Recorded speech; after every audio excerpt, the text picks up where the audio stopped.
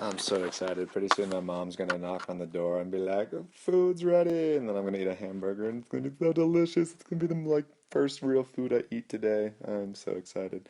So let's do problem number 45. So I'm ready for that hamburger. Problem number 45. We have the square root type of problem, and in order to find and remove the whole for this, we need to multiply by the conjugate of the numerator, which means I need to multiply by 2 square root of x plus 4. That first bit is exactly the same, but instead of minus 6, I'm going to multiply by plus 6, like that. But if I'm doing it in the top, I have to do it in the bottom so that I do not change the value of this limit. So an x plus 4 plus 6 in the bottom as well. And now, let's multiply in the top. Let's not multiply in the bottom. You'll see why. All right. Now, the reason mathematicians like conjugates is because when you multiply conjugates together, you get the first term squared minus the second term squared, which is awesome because that means that my first term is 2 times the square root of x plus 4.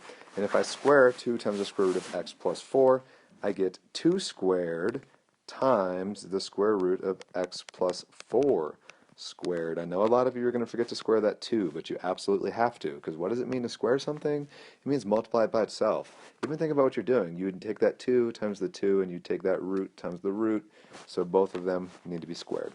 So we get 4 times, if I'm squaring a square root, it goes away, and I get an x plus 4 right there. So that was my first term squared, and now I need to subtract my second term squared. My second term is a 6, and 6 squared is 36. Okay? So this now is what my numerator looks like, but we want to factor the numerator because we're looking for a 5 minus x whole, or probably more realistically an x minus 5 whole. We'll deal with that in a minute. So let's multiply the 4 into that binomial. 4 times x is 4x.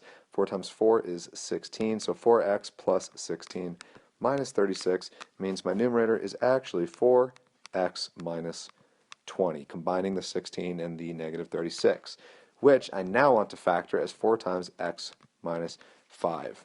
So now let's write our denominator to remember what we have, but I'm going to deal with this real quick. That denominator says 5 minus x, and I want it to say x minus 5 because I want it to cancel with the x minus 5 right here. So in order to make that 5 minus x look like an x minus 5, I need to pull a negative out of it, because negative quantity x minus 5 is equivalent to 5 minus x. Those things are equal to each other. Just check it. Distribute the negative in, the x becomes negative, and the 5 becomes positive, and that's what we wanted, a negative x and a positive 5. So I'm going to write this in the bottom as an x minus 5, but I need that negative, so I'm going to include the negative, but I'm going to write it in the top. Whatever, I'll put it in the bottom. That's what it's doing. Okay. Now, don't forget that in the bottom we also still have that conjugate from right there. We've multiplied this one in, but we still have that one on the bottom. So 2 root x plus 4 plus 6. And now we take out that whole. Let's simplify things. What do we have in the top?